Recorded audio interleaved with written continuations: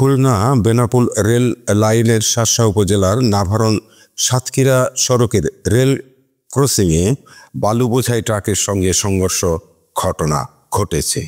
এ সময় ট্রাকের ড্রাইভার মাহমুদ হোসেন ও হেলপার কাউসার আলী গুরুতর আহত হয়েছেন।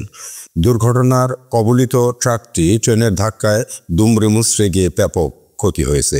রোববার 11 মে বিকেল 5টার সময় এই দুর্ঘটনা ঘটে।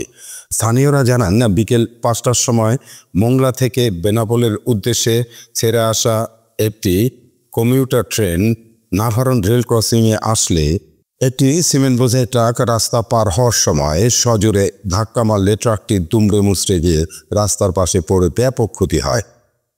ট্রাকের ড্রাইভার ও হেলপার গুরুতর আহত হয়েছে।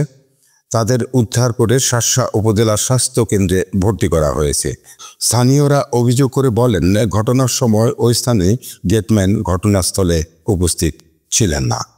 এ বিষয়ে বেনাপোল স্টেশন মাস্টার সাইদুজ্জামান বিষয়টি নিশ্চিত করে জানান, বেত্রাবতী এক্সপ্রেস বিকেল 5টার সময় ঢাকার উদ্দেশ্যে ছেড়ে দেওয়ার কথা, কিন্তু উদ্ধার হতে সময় লাগায় সেটি বিলম্বে ছাড়তে হয়। আহতদের উদ্ধার করে হাসপাতালে পাঠানো হয়েছে। বেনাপোল থেকে ওসমান গনির পাঠানো তথ্যচিত্রে আমি সাজু মেহেদি, মিশন 90।